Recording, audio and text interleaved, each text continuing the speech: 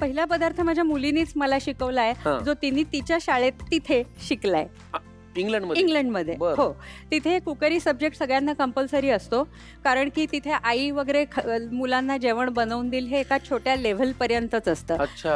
High school मधल्या मुलांनी आईवडिलांवर जेवणासाठी म्हणजे स्वयंपाकासाठी अवलंबून नाही राहायचं. नाही राहायचं, आणि अगदी घरातनं काहीही आपल्याला द्यायला लागत नाही, सगळं काही शाळा पुरवते, जसं इथे तुम्ही आम्हाला पुरवता. खूप छान. या पदार्थाचं नाव काय? तर इटलीमध्ये ती मुलं तिरामिसू खाणार होती, अच्छा. Authentic Italian dessert. येस. हे गोड आहे ना, छान. गोड आहे, छान गोड आहे. आता पुण्यात किंवा भारतातही कुठेही, महाराष्ट्रात आपण म्हणूया, ही डिश खूपच पॉप्युलर झाली आहे तरुणाईत, पण मी ही खाल्ली होती 20 वर्षापूर्वी. फारच छान. माधवीजींनी 20 वर्षापूर्वी खाल्लेली आहे. तुम्ही आता सध्या ती खाऊन बघू शकता. पदार्थ आहे तिरामिसू.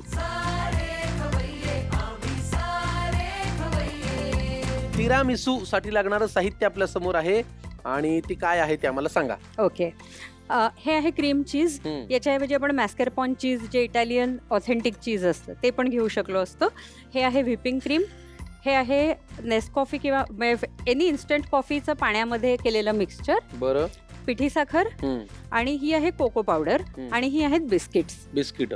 बरं, आता फक्त मला एक सांगा, हे जे पाणी तुम्ही तयार केलंय, हा, याच्यामध्ये कॉफी पावडर घातली, हो, आणि काय फक्त मिक्स आणि साखर घातली आहे. साखर घातली. हा. पाणी गरम होतं का साधं? पाणी गरम करून गार करायचं. म्हणजे थोडक्यात आपण ब्लॅक कॉफीच करेक्ट, आहे ना? अगदी बरोबर. ठीक आहे. ओके, हा. काय करूया आता? मला एक बोल देता का? हो हो. आणि हा कशाला? हा आपल्याला पदार्थ सेट करायचा आहे याच्यामध्ये, आणि फ्रीज करायचा आहे. ठीक आहे. हे मी कॉफीचं जे सिरप आपण ऑलरेडी बनवून घेत ठेवलेलं आहे, हो. ते यात काढते. बस. याच्यात थोडी मी पिठी साखर घालणार आहे. ऍक्च्युअल ऑथेंटिक जे तिरामिसू असतं ना, त्या लोकांना काही आपल्या इतकी अशी गोड खाण्याची सवय नसते, सवय नाही. त्यामुळे ते नाही घालत. पण मला स्वतःला गोडावर माझं प्रेम आहे, माझं पण. त्यामुळे आपण याच्यात पिठी साखर घालूया. मी घालू. साधारणपणे 3 चमचे याच्यात घातली बरं. पिठी साखर, ढवळून घेतलं. चला खूप छान. पुढे. आता आपण ही बिस्किटं याच्यात बुडवून आपण एक बेस तयार करून घेऊया. बरं. म्हणजे तोडून बुडवायची का? नाही, अख्खीच बुडवूया. बरं. ही तशी घट्ट असतात, लगेच सोक होत नाहीत. लगेच जी गळणारी बिस्किट्स असतात ती मात्र वापरायची नाही. घेऊ नये का. ठीक हा. ही बिस्किट्स अशी छानपैकी कॉफीमध्ये आपण मुरत ठेवणार आहोत, आणि मग आपण त्याला लागणारा आपला जो मेन इन्ग्रेडियंट आहे, तो म्हणजे क्रीम चीज आणि व्हिपिंग क्रीम, हे दोन्ही याचं मिक्सचर आपण करून घेणार आहोत. बरं. आता काय?